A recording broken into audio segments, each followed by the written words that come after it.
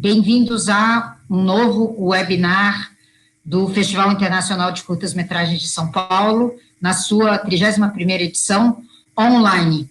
A conversa de hoje é uma conversa para a gente muito, muito importante, né?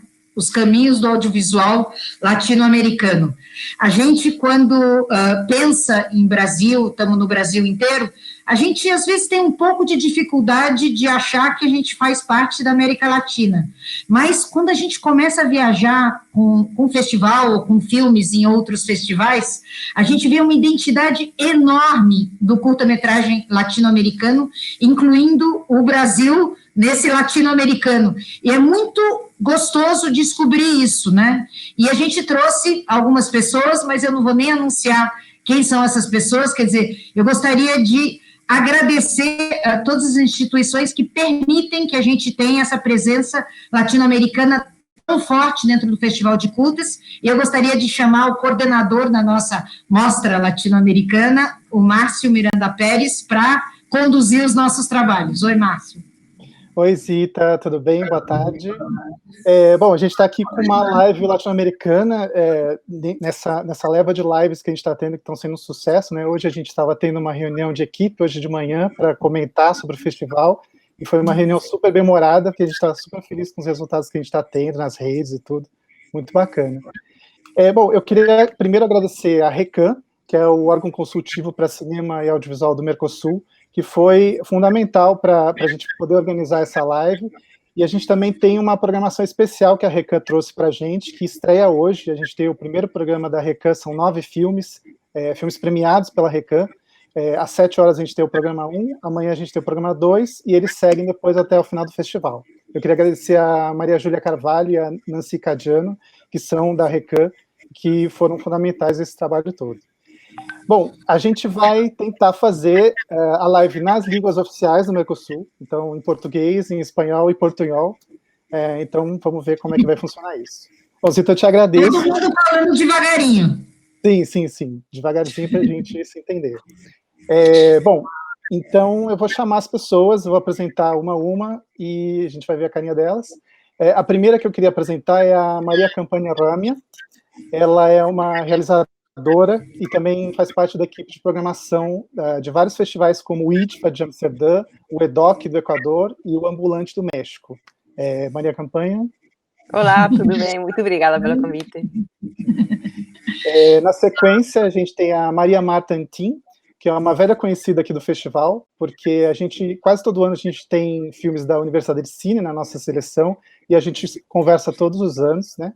E ela é diretora do Talents Buenos Aires e também trabalha na área de comunicação e relações internacionais da Universidade del Cine. Então, bem-vinda, Maria Marta. Olá. A gente tem também a Marília Nakari, brasileiríssima, organizadora do FAM, o Florianópolis Audiovisual Mercosul, e professora de cinema. Boa tarde, Marília. Boa tarde, todo mundo. E do Uruguai, a gente tem 2 representantes do ICAO, que é o órgão que desenha as políticas públicas e fomenta o cinema e o audiovisual do Uruguai, o Roberto Blatt, que é diretor do Instituto, e a Priscila Andrade, que trabalha no Departamento de Desenvolvimento Territorial do Instituto e é programadora da rede de salas do Mercosul. Bem-vindos.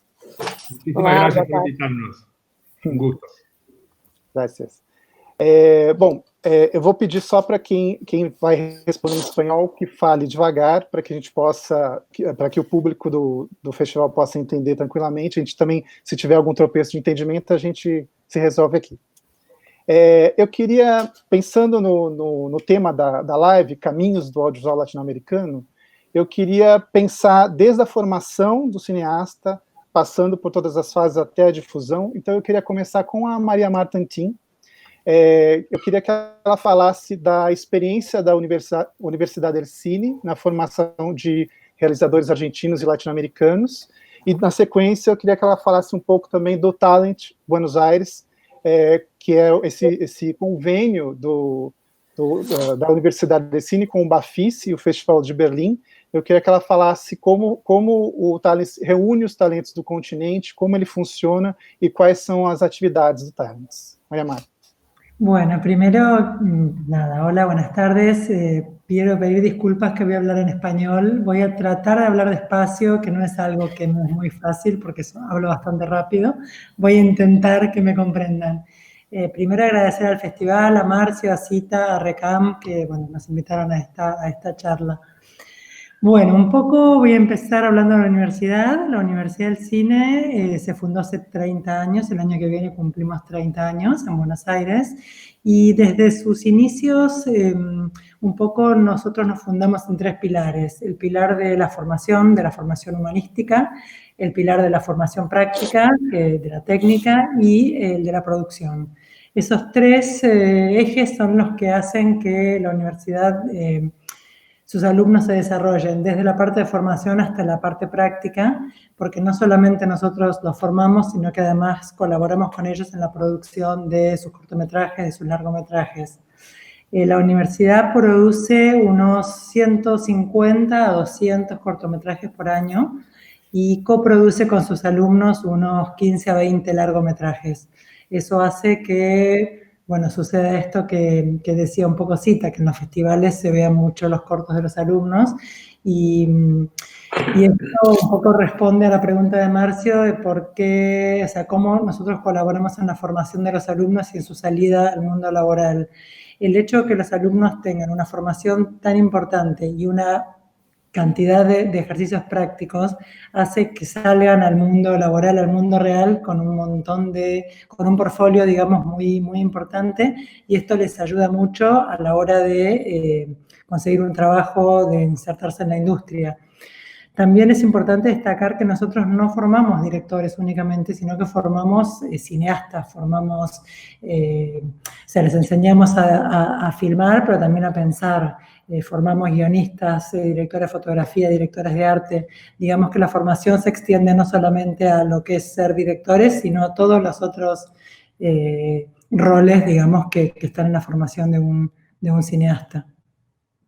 Acá, bueno, teníamos un pequeño video que podíamos mostrar. Marcio me dijo que indique cuándo mostrarlo, que un poco es una especie de resumen muy cortito de lo que hacemos.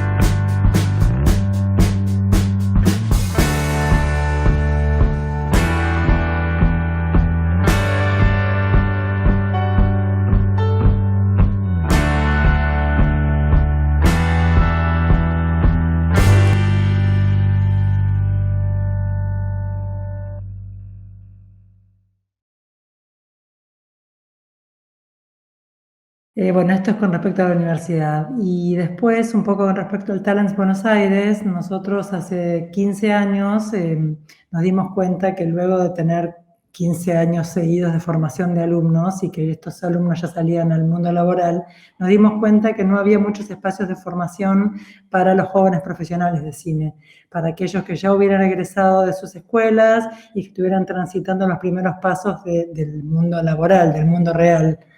Y por esto es que estuvimos conversando con la gente de Berlín, que hacía un año había empezado con esta idea del Talents en Berlín, y bueno, juntos armamos la idea de tener un Talents regional. Que hubiera un Talents en Sudamérica, en la Universidad de Buenos Aires, y que este lugar fuera como un centro de formación para los jóvenes profesionales. Nos unimos con Bafisi y bueno, juntos hace 15 años que le damos este lugar de formación a los jóvenes profesionales, estos que ya están en el mundo laboral, dando esos primeros pasos. Y creemos que es muy importante porque si bien la universidad es regional en el sentido que tenemos alumnos, digamos, de toda Latinoamérica, el Talents realmente es un evento donde durante una semana se unen 50 o 60 jóvenes de toda Latinoamérica y donde ellos, a través de los seminarios, las charlas, los workshops y todas las actividades que hacemos, logramos que se unan en una comunión que les permite tener la posibilidad de hacer proyectos y trabajos una vez que salen del Talents. De hecho, un montón de coproducciones y un montón de películas han salido de talleres del Talents o simplemente de la unión de los jóvenes que en este espacio encontraron que tenían problemáticas en común, necesidades en común, porque si bien el Talents en Berlín o en las otras regiones del mundo, digamos, son, digamos, talents que reciben a gente de todos lados, el hecho de ser de Latinoamérica, de Sudamérica, hace que las problemáticas sean las mismas. No tienen los mismos problemas un cineasta que vive en Francia que uno que vive en Estados Unidos, ni uno que vive en Argentina o en México o en Perú o en Bolivia o en Brasil. Digamos que las realidades son muy distintas. Por eso creemos que la idea del Talents es una idea de fortalecer mucho la región, y bueno, esto es un poco de los caminos, ¿no?, que habla esta charla. También tenemos un pequeño video del Talents, que es como una presentación que bueno, ahora les vamos a mostrar.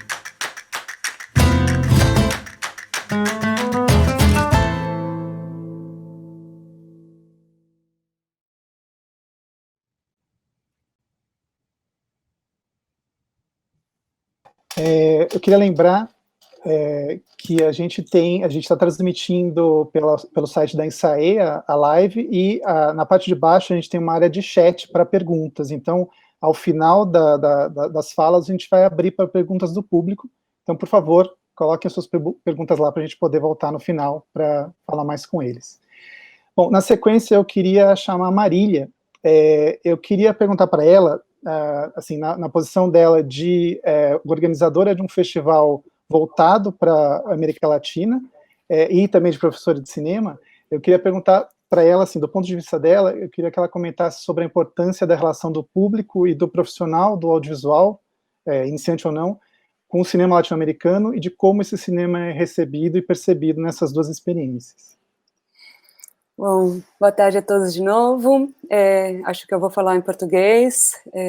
Ou se preferem que para Marías y Roberto, puedo hablar en español. Roberto dice que da igual. Bom, a gente tem uma longa trajetória no FANA, são 24 anos, né, neste ano, de trabalhar as relações dos profissionais e do público com o cinema latino-americano.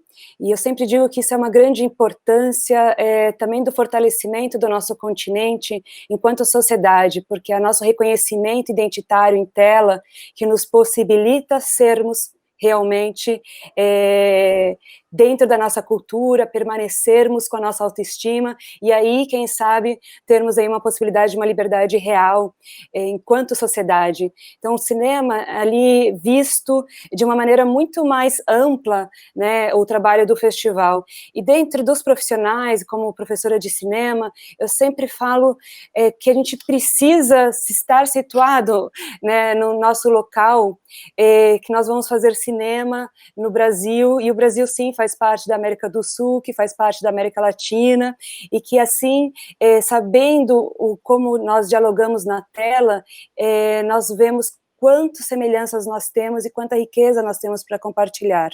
Tanto os países hispanohablantes da América do Sul, muitas vezes não fazem legendas em português, como nós, no Brasil, muitas vezes temos dificuldades de fazer a legenda em espanhol, mas todos optam por fazer primeiro a legenda em inglês. E claro que existe um grande mercado lá fora, muitos outros festivais que não são da língua inglesa podem aceitar depois o filme com esse primeiro subtítulo, mas é importante o nosso reconhecimento para a nossa valorização, né? Então, o nosso cinema latino-americano, ele é forte, vem se fortalecendo sempre, a gente leva muitos golpes, como estamos levando agora, estamos num momento de grande resistência aqui no Brasil, que não foi da pandemia, que existe um socateamento da cultura brasileira, mas nós somos fortes para mantermos isso, né? E para os estudantes, estamos agora com as inscrições abertas para o Rally Universitário, que é uma maratona cinematográfica com 25 estudantes, devido à questão pandêmica e os moldes online, a gente passou para 3 grupos esse ano, vai ser trabalhado remotamente, e nós também aí estamos com campanha de financiamento coletivo para sobreviver, e é isso que é a grande força também latino-americana, que é sempre encontrar formas de manter-se, né, porque a gente realmente acredita no que nós estamos fazendo. E aí acho que pode chamar pelo vídeo. Oi, gente, eu vim aqui falar do Festival de Cinema Florianópolis Audiovisual Mercosul, FAM.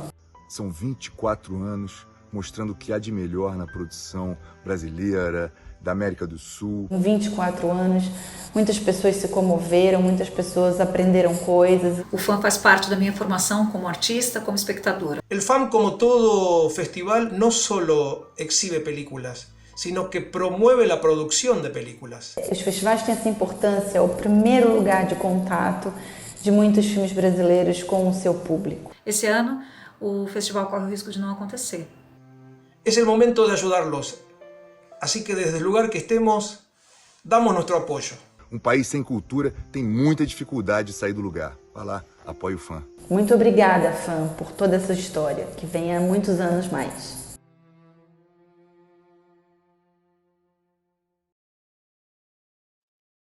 Olá. Continuo? Então, vocês viram aqui depoimentos da importância do festival, né? Com certeza não são só atores que podem falar isso, a gente tem um público aí de 300 mil pessoas nesses 24 anos, e essa é a força também do cinema latino-americano, de conquistar e continuar formando o público. Márcio? Muito bem. Obrigado, Marília.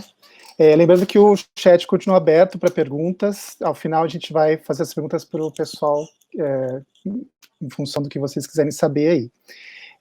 Bom, agora eu queria chamar os representantes do ICAO, o Roberto Blatt e a Priscila Andrade.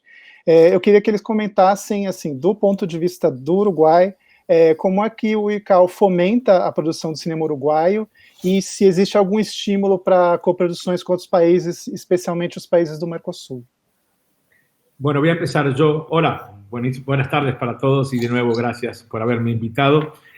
Voy a darles unos datos muy genéricos para establecer un poco cuál es la situación actual y la estrategia que va a seguir el ICAO desarrollando su posición tradicional. Yo soy nuevo en el cargo, Priscila no, ya es experimentada, brasileña, uruguaya, por lo tanto hay una serie de detalles que ella podrá contar mejor que yo. Pero para que tenga una idea general de cómo está planteada la situación y nuestras prioridades. Desde el 2006 que Uruguay está en el CAS y esta organización latinoamericana que incluye prácticamente a todos los países latinoamericanos y a Brasil también. Y es más, desde el 2016 que Uruguay junto, y esto es muy interesante, junto a Colombia, Costa Rica, España, Nicaragua, Panamá, Paraguay y Brasil, tiene un acuerdo iberoamericano de coproducción cinematográfica. Por lo tanto, Brasil está absolutamente integrada dentro del horizonte estratégico del Uruguay y en general está ya desde hace años incorporada, digamos, al sentido de identidad colectivo que seguimos desarrollando en toda América Latina. Por lo tanto, ahí hay una serie de herramientas dentro de este acuerdo iberoamericano que facilita las coproducciones entre los miembros, especialmente estos 8 que han ratificado unos acuerdos que habían sido iniciados en 2006. Además de eso, tenemos un acuerdo de coproducción bilateral con la Argentina, que no está incluida en este pequeño grupo, pero que de alguna manera nosotros compensamos esa ausencia teniendo una relación especial con nuestro vecino hermano. Y por lo tanto, el hecho de estar plenamente integrados en un planteamiento estratégico latinoamericano, también nuestra política de fomento se apoya y se dirige en esa dirección.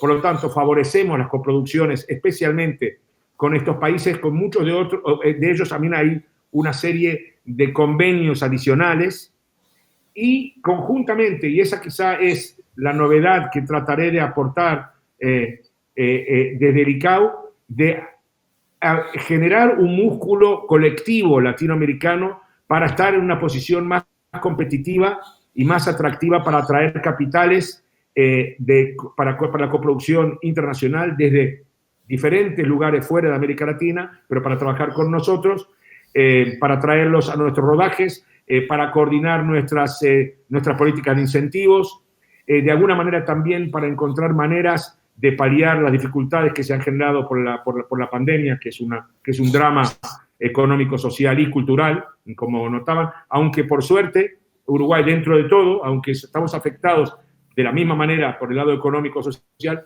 pero digamos que del lado sanitario lo tenemos un poco más fácil y hay coproducciones, es decir, hay rodajes que se están realizando en este momento en Uruguay, que es prácticamente el único lugar en América Latina donde eso sucede, pero que es un escenario que también atrae otras producciones que habían quedado en el aire de otros países de la región, incluyendo Argentina y Brasil, sin ninguna duda. Por lo tanto, además de eso, una última cosa de la cual Priscila va a poder contarles mucho más, Uruguay tiene la presidencia provisoria de la red de RECAM, que se ha mencionado aquí, la red de salas digitales, que lamentablemente, a pesar de las buenas intenciones, no se ha desarrollado mucho en los últimos años, entre otras cosas por dificultades tecnológicas que estamos superando ahora.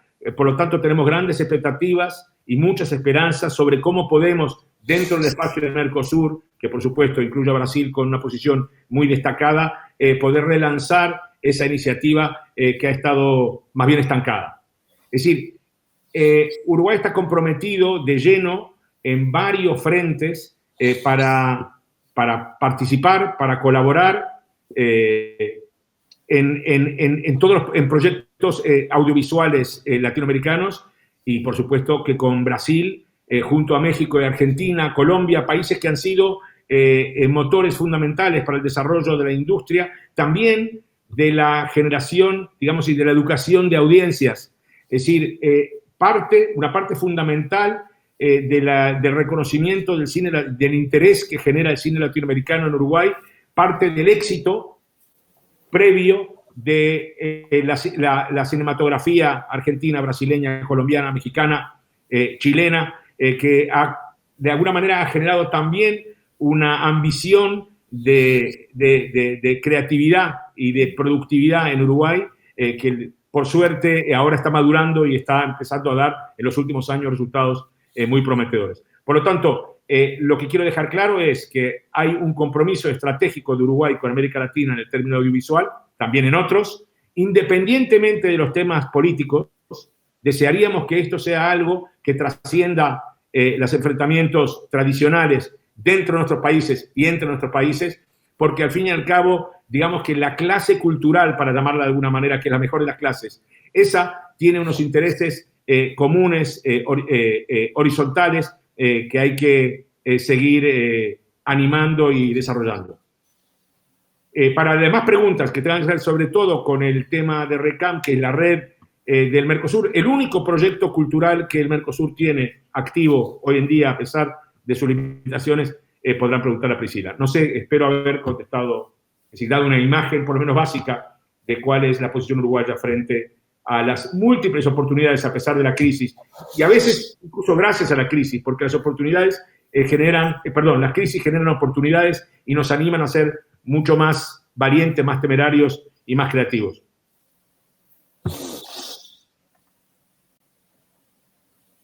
Priscila, você quer complementar, não?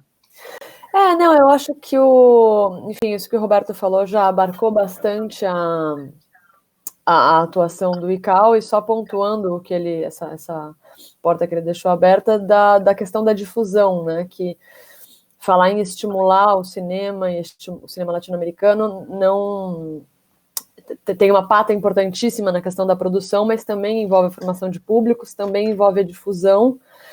E com relação à parte de difusão e de exibição, a responsabilidade do ICAO está sendo...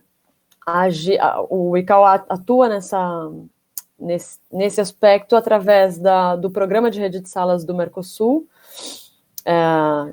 procurando exibir filmes da região para a região.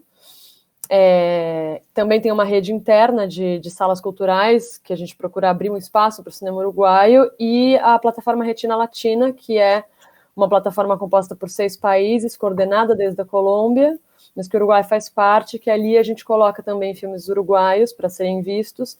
Então a gente tenta cobrir as janelas, porque a gente entende que estimular o cinema, você precisa estar em todas as etapas, né? Você estimula a produção, você estimula a formação, mas você tem que estimular a exibição também. Perfeito. Obrigado, Roberto. Obrigado, Priscila. Terminando essa rodada, eu queria falar com a Maria Campagna Ramia. Eu queria que ela falasse, do ponto de vista dela, que ela é realizadora, inclusive ela tem um filme que está no programa da Recan, no programa 2, que estreia amanhã, às 7 horas, então vocês estão convidados todos a ver o filme dela.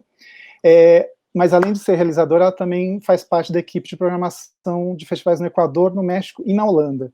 Então eu queria saber um pouco da experiência dela de estar nessas duas pontas da cadeia, né, como realizadora e também como programadora, e eu queria que ela comentasse quais são as diferenças que ela sente entre programar para festivais na América Latina e programar para um festival na Europa, porque a gente sente que tem linhas curatoriais diferentes. Eu queria que ela falasse dessa experiência también. Ok, bueno, muchas gracias, Marcio, y a todos, buenas tardes. Bueno, sí, en realidad yo soy formada en realización de cine documental, programo también cine documental, entonces es como mi área de trabajo, siempre cine de lo real. Tengo un corto que está en el festival, que se llama Derivadas. Es una película que hice en el 2015 por pedido, es un filme encomendado por el Instituto de Matemáticas INPA de Río de Janeiro, que cuenta la historia de 2 niños del interior de Brasil que son muy dotados para las matemáticas y que finalmente, bueno, continúan su camino en las ciencias. Pero en realidad es casi un paréntesis en mi percurso profesional. Lo que me encanta hacer y lo que hago con más pasión es programar, pero desde luego sí siento que haber realizado este documental me permitió como ponerme en otra perspectiva al momento de programar, es decir, entender mecánicas y mecanismos de pensamiento y de trabajo con los que los realizadores conviven, cuestiones de producción, de financiamiento, que muchas veces o a veces los programadores dejamos de lado cuando evaluamos los filmes, y entonces haber tenido una experiencia previa de realización creo que me permite ser más humana y acercarme con más empatía hacia los directores al momento de evaluar sus trabajos y de programar. Yo programo en 3 festivales, en EDOC, que es el Festival de Cine Documental de Ecuador, el festival más antiguo y más importante que tiene Ecuador. Yo soy ecuatoriana, el festival tiene 19 años, es un festival de cine documental que se inició cuando en Ecuador había muy poco cine documental circulando, y este festival también de alguna manera causó una explosión de cine en Ecuador, no solo cine documental, sino también cine de ficción, porque la organización que creó el festival también fue pionera y muy importante en la formación de un instituto, de la creación de un instituto de cine en Ecuador. Programa Un Ambulante, que es un festival muy, muy singular, muy peculiar en México, porque es un festival que recorre 8 estados de la gran República Mexicana, entonces llega a públicos muy diversos, y entonces ahí hay también ciertos criterios del momento de programar que son como interesantes porque tenemos un público muy, muy diverso. Y programa finalmente en IDFA, en Holanda, que es el festival tal vez más grande, o probablemente sí el más grande festival de cine documental en el mundo, un festival que presenta aproximadamente 300 obras cada año, que recibe 4.000 inscripciones aproximadamente, y que siempre en el mes de noviembre acoge aproximadamente 3.000 delegados de la industria del cine de Lo Real en Ámsterdam. Y entonces, claro, la forma como se programa para cada festival es muy específica. En el caso de EDOC, es un festival como muy voltado hacia lo político, esa fue como la razón de ser del festival. Entonces, con una presencia importante de cine latinoamericano, con una voluntad como de indagar y cuestionar nuestra identidad. Ambulante, que es un festival más amplio porque llega a un público muy diverso y entonces intentamos conectar con el público desde distintas maneras, muchas actividades de formación, mucho cine al aire libre, una celebración, digamos, del cine de Lo Real para crear comunidad. E IDFA, que es un festival muy grande y muy diverso, en el que caben distintas propuestas, en el que caben muchísimas formas de acercarse al cine documental, cine más experimental, cine más observacional, cine de temas urgentes, películas con mayor presupuesto, filmes más pequeñitos, es decir, como que la diversidad es un poco el objetivo de IDFA, y es un festival internacional también, por lo cual caben filmes de distintos países del mundo. Es un festival que tiene un mercado súper grande, entonces también es un espacio, un punto de encuentro, y podemos un poco hablar también al respecto de eso, porque es algo que es interesante pensar, es que es un festival grande en Holanda y que muchas veces los contactos que hemos tenido entre programadores, entre realizadores latinoamericanos ocurren en Holanda, lo cual es divertido y está bien que un festival propicie estos encuentros, pero también creo que cabe ahora en este momento que llevar un poco esa reflexión a dónde están los encuentros, dónde nos encontramos nosotros los latinoamericanos, tenemos que pasar por Europa y por la validación europea para presentar nuestras obras. Bueno, es algo que igual podemos conversar, pero más o menos esos son los 3 espacios en los que yo trabajo, distintos entre sí, pero también unidos un poco por la pasión del cine de Lo Real y de contar historias actuales y relevantes para todos en este momento. Muchas gracias, Maria. Bueno, a gente vai agora para o próximo bloco para responder as perguntas de vocês. O Roberto teve que sair, ele teve um compromisso, mas a Priscila vai continuar com a gente para falar desde o ICAO. Então vamos lá para o próximo bloco.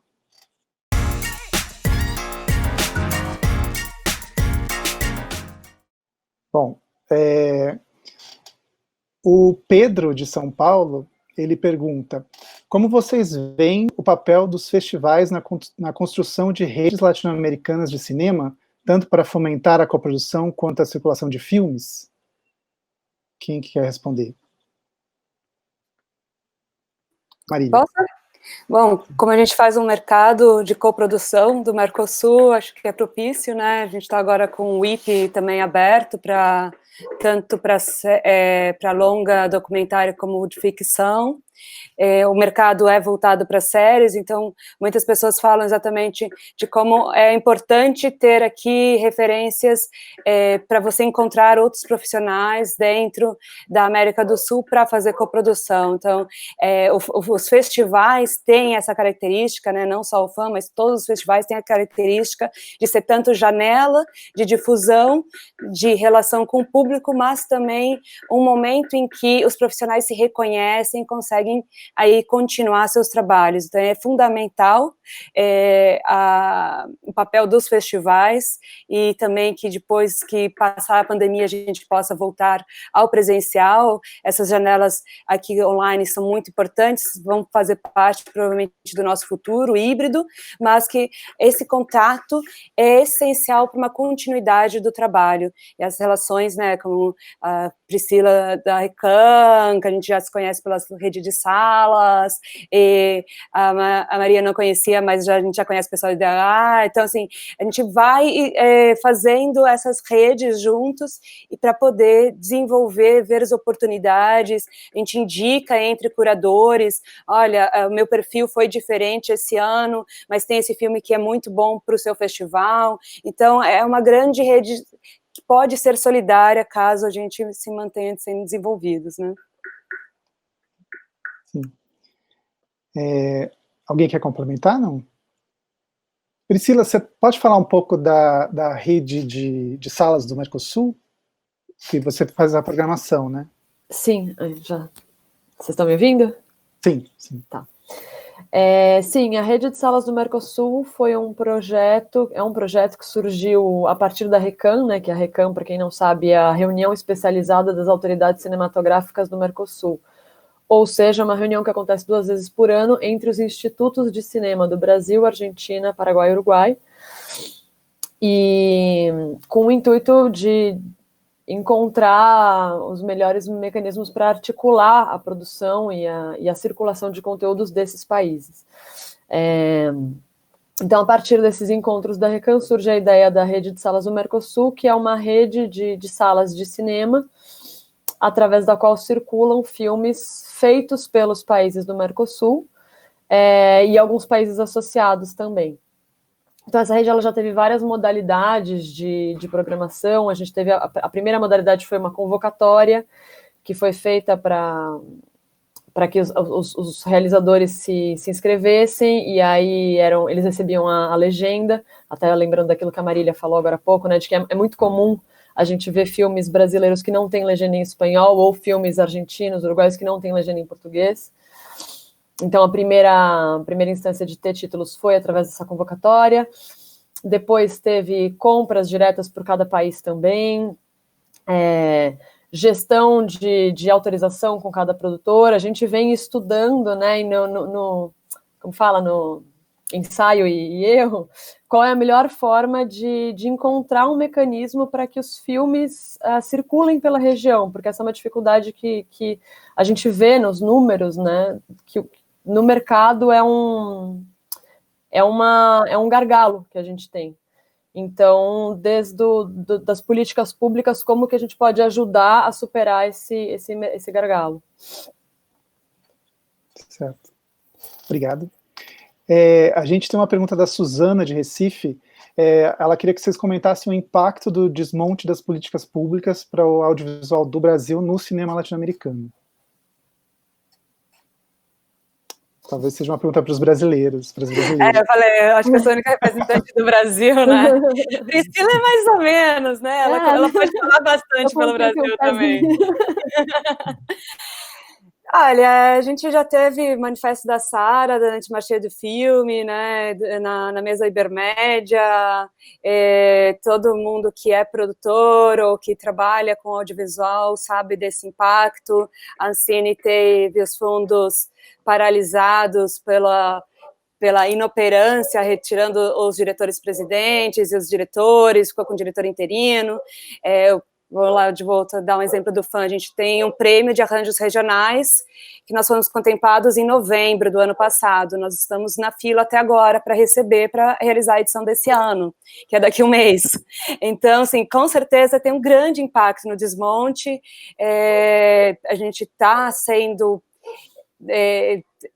torturado por asfixia, mas o cinema resiste, né? Temos que resistir e tem que ser uma política cidadã resistir e resistirmos juntos, exatamente porque esse tipo de prática ela não pode ser aturada, não é uma política, é uma política pública, não é uma política de um governo, tanto a Ancine foi feita através do desejo da classe, dentro de um CBC, a RECAM, eu lembro do Orlando Senna e a Eva Pinovaski falando sobre a ideia de RECAM, e a RECAM sendo criada.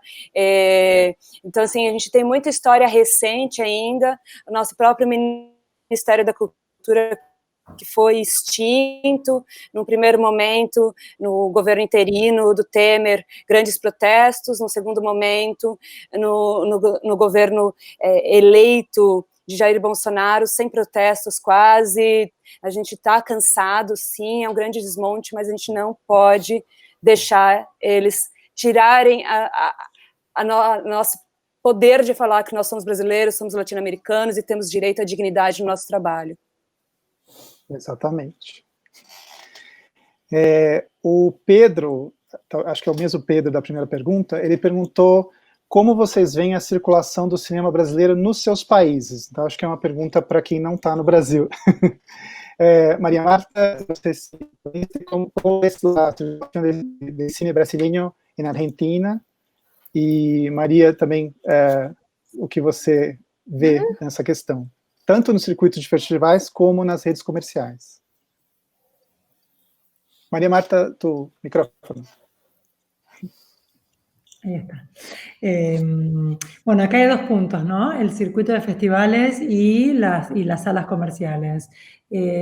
Si bien en 2003 Argentina y Brasil firmaron un acuerdo de promoción e intercambio de sus dos cinematografías, mucho cine brasileño en Argentina a las salas comerciales no llega. Llegan obviamente los títulos más importantes, pero no hay una gran distribución. Supongo que esto no tiene que ver con políticas públicas o de los países, sino con la distribución y los distribuidores y un poco sus decisiones personales. Lo que sí, hay mucho cine brasilero en los festivales. Realmente nosotros tenemos la oportunidad de ver muchos cines, sean cortos y largos, en los festivales. Inclusive, por ejemplo, nosotros en el Talents Buenos Aires recibimos una gran cantidad de postulantes brasileños con sus películas.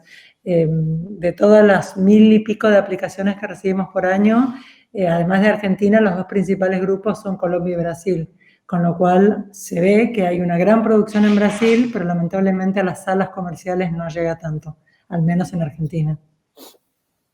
Sim. Alguém mais?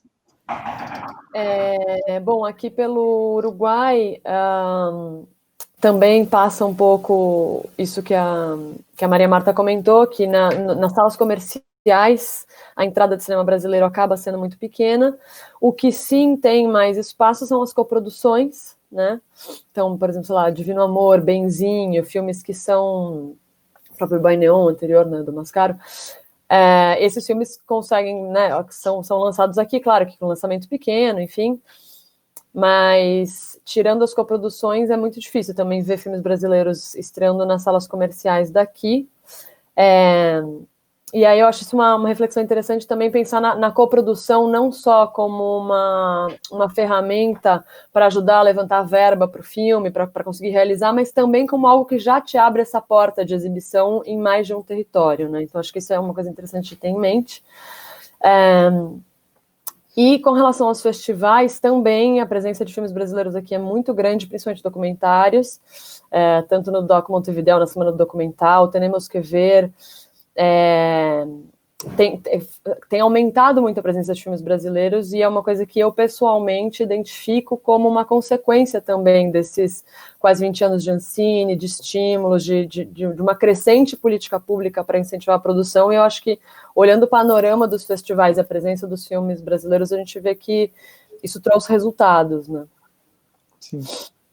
E aí, eu acho que tem sim também, para essa circulação, que o mercado fecha tanto as portas, exatamente, a rede de salas do Mercosul, ou a própria Retina Latina, são os organismos públicos, aí eles entram cumprindo um pouco esse papel de abrir esse espaço que o mercado tem tão fechado, não como uma substituição ao mercado, mas como uma tentativa de abrir essa porta, como uma tentativa de começar a ir cortando a mata para que a trilha siga sozinha depois, sabe? Sim.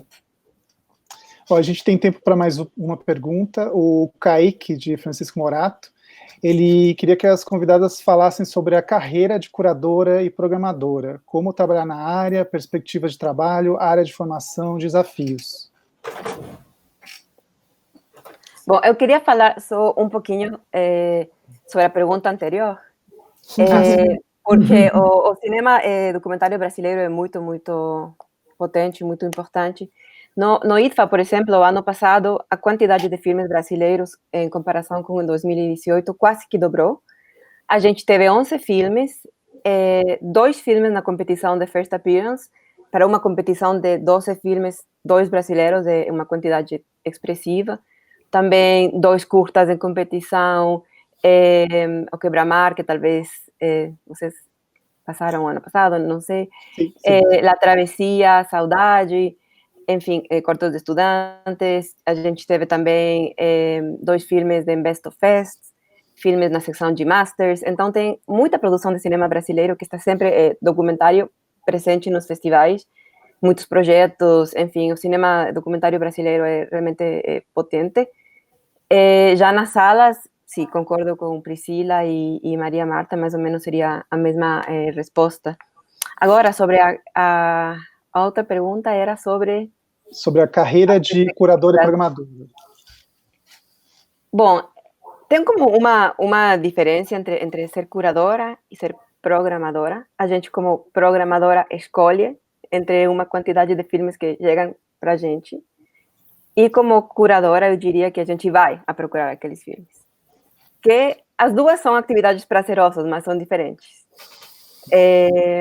Selecionar, é interessante, é lindo achar um filme que você não sabe nada, não espera nada e descobre na tela do seu computador um filme que te mexe a um ponto muito forte que você sabe que tem que estar na competição e que eventualmente ganha um prêmio. Isso é muito especial e uma tarefa mais de descobrir de algum jeito. E a curadoria é todo o contrário, né? É ir em busca daquele filme que quem sabe onde está e que a gente sabe que precisa. Às vezes eu sinto muita saudade de não fazer curadoria e fazer mais programação, mas não são as mesmas coisas. Perspectivas de trabalho, bom, não são infinitas, obviamente. Eu agora estou fora do Brasil, mas eu moro há alguns anos no Rio de Janeiro, e eu achava muito incrível, assim, em comparação com o Equador, com outros países, as possibilidades de a gente preparar programas e apresentar para a Caixa, para o Banco do Brasil, enfim, para espaços que existiam e que, desafortunadamente, ficou mais difícil. Acho que a Caixa não está abrindo edital mais, porque era um caminho para seguir trabalhando, fazendo programação, pesquisando, desenvolvendo uma atividade que precisa ser de pesquisa, que a gente precisa estar sempre ativo, né? E os festivais são muito pontuais, são organizadas por equipes que estão já conformadas, nem sempre é fácil acceder. Então, eu achava como isso incrível do Brasil e, desafortunadamente, acho que não é um momento ideal para a curadoria, mas, ao mesmo tempo, a pandemia como que mostrou que ver cinema em linha é possível, que se reunir desse jeito é possível, que evidentemente a tela grande é maravilhosa, é outra relação, mas um pouco como que perdimos o medo a ver cinema em casa de outros jeitos, e acho que isso vai permitir muitas possibilidades de imaginar programas, de programar filmes menores, enfim. Então, acho que também tem uma parte positiva. E, bom, desafios, sim, acho que mais ou menos é isso que eu falei também. Imagino que a Marília quer falar um pouco. Não, eu ri e falei, desafios tudo. Só estaba falando sozinha, desculpa. ¿Yo puedo decir algo? Sí. Creo que completando un poco lo que dice María, que estoy completamente de acuerdo, pero creo que hay una salvedad. Hay programadores y hay curadores, y luego hay programadores que hacen curaduría. O sea, hay programadores que simplemente programan, y que está muy bien, porque en algunos festivales hay que hacer programación, y hay otros festivales u otros espacios donde la programación tiene que ser una curaduría. Entonces yo creo que es una línea muy delgada, ¿no?, la que divide la programación y la curaduría. Y sí, claro que hacer curaduría es muchísimo más amplio porque uno busca en toda la bolsa. En cambio, hacer programación para un festival es lo que hay puntualmente en este año, porque obviamente los festivales siempre buscan lo nuevo. Entonces ya cuando uno programa para un festival y quiere hacer primicias, tiene que hacer más programación que curaduría. Claro, bueno, desde luego existe también, estoy hablando a veces español, a veces portugués, existen también, por ejemplo, en IDFA, secciones como, no de filmes recientes de estreno, sino, y como en todos los festivales, ¿no?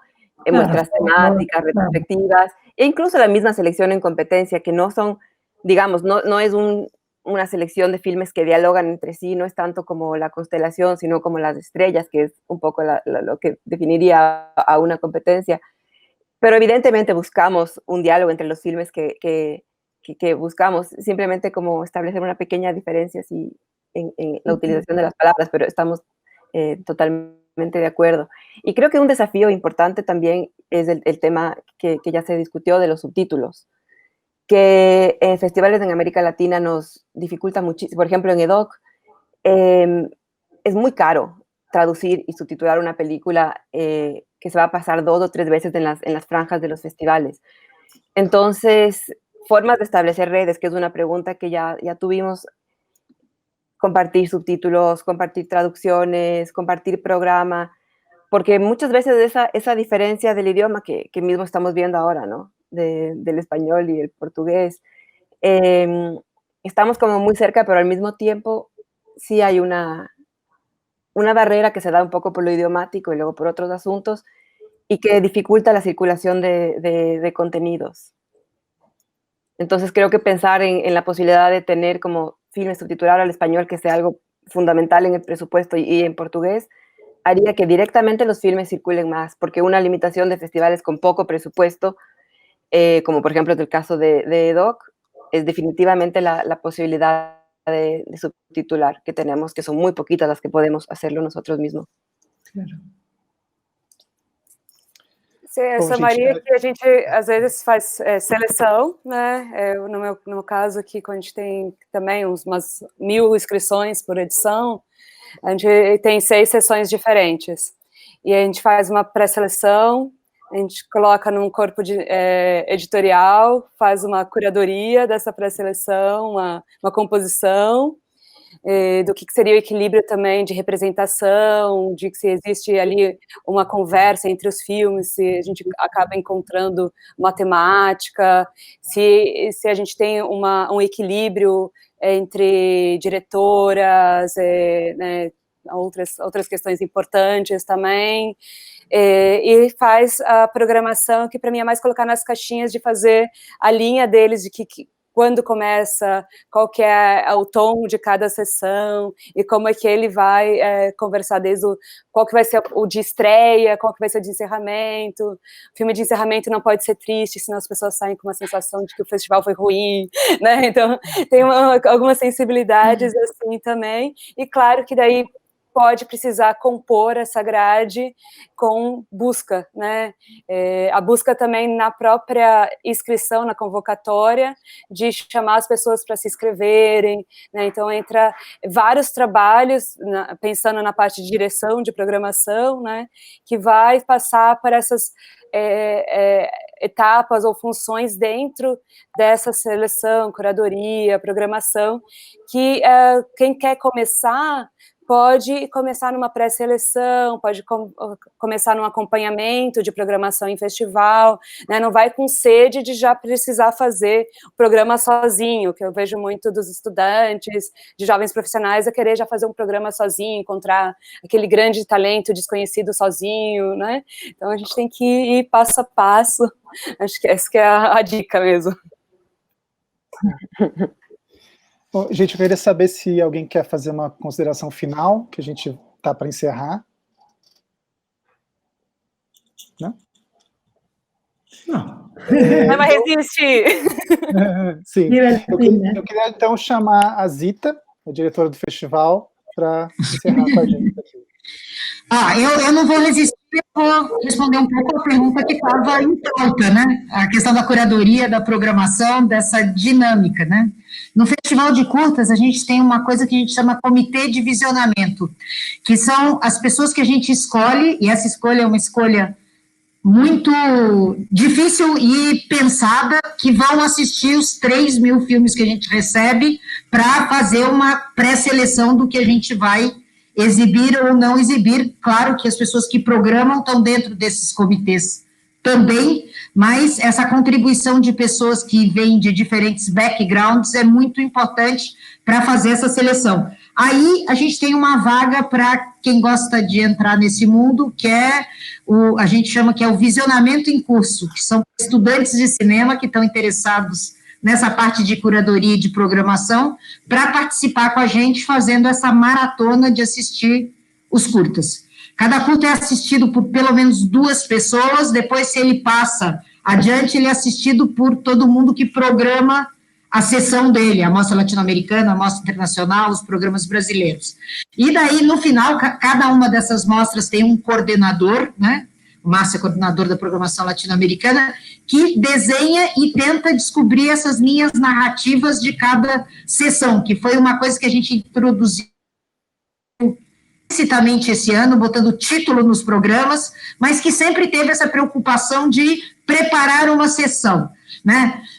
As curadorias, quer dizer, eu acho que a gente passa o ano inteiro tendo ideias, né? E algumas ideias, a gente tem em festivais, caiu a minha panela aqui, algumas ideias a gente tem em festivais mundo afora, outras ideias vêm de conversas.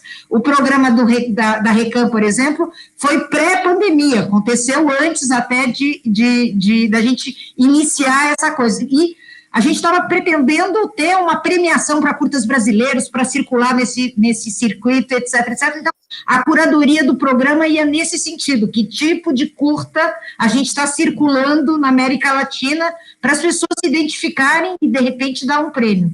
Então, para mim, curadoria e programação são coisas diferentes, sim, né? E a gente tem curadores convidados e programadores mais ou menos fixos, né? A gente faz muitos anos que a gente tem uma mesma equipe de programação que trabalha pouco tempo no festival durante o ano, mas são pessoas que fazem outras coisas também no meio audiovisual, e isso traz a contribuição para que a gente tenha uma programação sempre atual, né? Então, só para falar um pouco isso, porque eu acho que esse é um ponto bem importante da gente ter essa convivência entre os circuitos, os festivais, as coisas, é cada um ter um pouco a sua cara e a sua proposta e a gente ser próximo. O FAM, por exemplo, a gente está nessa interação há anos e anos e anos, antes com o pai da Marília, agora com a Marília. E eu acho que isso é uma família que a gente encontra nos eventos internacionais, é uma família que a gente vai alimentando para manter essas relações muito fortes. E por isso o sentido dessa mesa que eu falo assim, eu fico escutando, mas eu volto no final senão eu fico o dia inteiro numa live, né? E eu queria, assim, super agradecer a disponibilidade de vocês. Eu acho que essas conexões, quer dizer, quando a gente fala assim, tem alguém que seleciona para o IDFA, é super importante que os brasileiros saibam que tem alguém que seleciona para o IDFA, que está assistindo os curtas, que está participando junto com a gente, que são pessoas que talvez quando você faça um longa, você vai direto nela perguntar se ela viu. Não, eu acho que festival tem um pouco esse olho no olho, agora tela na tela, né? Então, assim, super, super obrigada. Daqui a pouco a gente vai ter um quiz hoje, né? Então, estão todos convidados, o público também, para ver se está todo mundo sabido de cinema, né? A gente está fazendo essa happy hour, que é um pouco esse encontro mais informal, e que a gente morria de medo de não dar certo, e está dando certo. E tem uma outra coisa que eu acho que é importante, que a gente ainda está com os programas de linha, os programas da Recam, os programas latino-americanos ainda estão passando hoje e amanhã, e a partir de quinta-feira, 7 horas da noite, a gente vai abrir todos os curtas até domingo. Então, é a hora da repescagem, e a gente convida todo mundo para ir assistir filmes que ouviu falar bem, né? Márcio, contigo. Obrigado, Zita. Bom, como a Zita falou, a gente vai ter a programação toda aberta a partir de quinta-feira. Por enquanto, a gente está com 6 programas por dia e eles ainda podem ser votados, então esses filmes concorrem aos 10 mais do público. Então, se vocês assistirem hoje, amanhã, não esqueçam de votar. Bom, eu queria agradecer ao Roberto, a Priscila, a Maria Marta, a Maria Campanha e a Marília por essa presença especial. Foi muito legal conversar com vocês.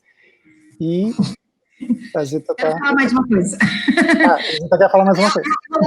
Eu estava esquecendo que amanhã de manhã a gente tem um webinar que é dessa conexão USP-Quinofórum, que é sobre o ensino de cinema pós-pandemia e mundo afora, que é o nosso webinar em inglês, quer dizer, mas a ideia é um pouco de, a gente não teve a capacidade de fazer tradução simultânea, etc, etc, ao mesmo tempo que é o webinar, mas é um pouco como que as escolas de cinema estão se posicionando frente a esse ensinar cinema em época de pandemia e como que essa produção vai ir para frente. E a gente também tem o lançamento de livros. Você já viu o lançamento de livros pela online, né? E a gente, no dia 26, tem o Novas Fronteiras do Documentário entre a Faculdade e a Ficcionalidade, do Piero Sbraglia, e no dia 27, A Forma Realizada, o Cinema de Animação, do Jim Luiz Reis. E tudo isso nessa conversa que acontece durante o já anunciado Happy Hour. Assim, Maria, Priscila, Marília, super, super obrigada mesmo. E esse essa turma de mulheres fortes é uma beleza. Eu passo aqui pilotando, muito bacana de pensar que o audiovisual é um espaço onde a mulher tem cada vez mais espaço, e eu acho que curadoria e programação tem a ver com essa ampliação de espaços de fala, de expressão, de criatividade que estão acontecendo mundo afora, né? Com certeza. Bom, é isso, então. Vamos. Obrigada. Obrigado, gente. Tchau. Tchau. Obrigada.